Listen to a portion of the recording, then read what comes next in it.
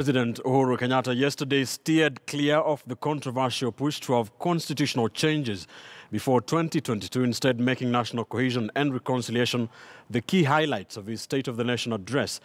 But why did Uhuru avoid the referendum subject despite the attention it has attracted from his deputy and his close allies who smell a sinister motive after the newfound love between the president and opposition leader Raila Odinga? Senior political affairs reporter Chris Thairo digs some more. Of course, the president must speak to the issue of the clamor for constitutional change. He's the leader of the largest coalition or the largest party in parliament. That was 4 days before State of the Nation address by President Uhuru Kenyatta in the 12th Parliament. And just like Duale, many Kenyans expected the president to pronounce himself on the clamor for constitutional changes, which has threatened to cause divisions within the ruling Jubilee Party. The president clearly is not interested in 2022. He's interested in having the country come together. He's interested in his legacy after he retires in 2022.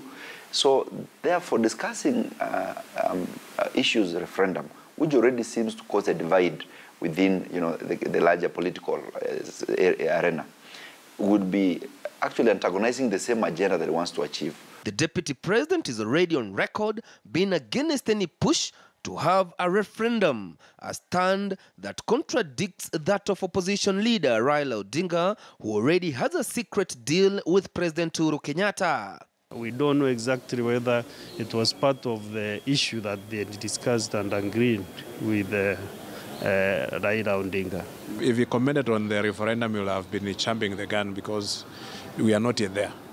And referendum will only come when there is constitutional amendments, when they have proposed that we have to amend the constitution in either way, so that that now will give room for the referendum talk to come about. And we are aware that he wants now the stake in government. He wants some cabinet secretaries. He wants to have some part of the government, and that is why it is reminiscence to 2007, 2008, where we had the Grand Coalition government or the Nusumukate government, and that is what Raila wants in this. It is not just about the handshake of peace, unity, and development. It is about he wants the share of this government. However, Deputy President William Ruto's allies are not comfortable with the newfound unity between President Uhuru Kenyatta and opposition leader Raila Odinga, and they say they smell a rat. The reason they want to change the form of governance, that we have ceremonial president who is elected by the people and we have executive prime minister who is chosen by the elected legislators, it means that they want to undermine the presidency of Ruto. They are just preempting early enough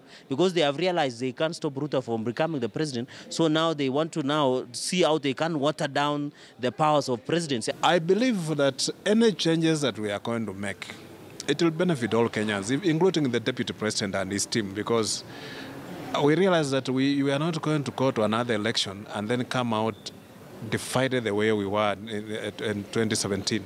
It's possible that the president may not want to come out strongly and firmly and convince people, perhaps could only support as a friend and not necessarily convince people that you must vote for this particular candidate, who is William Ruto.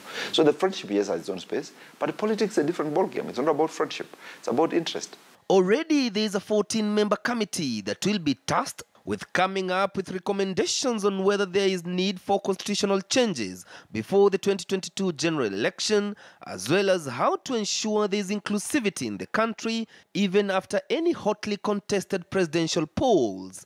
Chris Thairo, KTN News.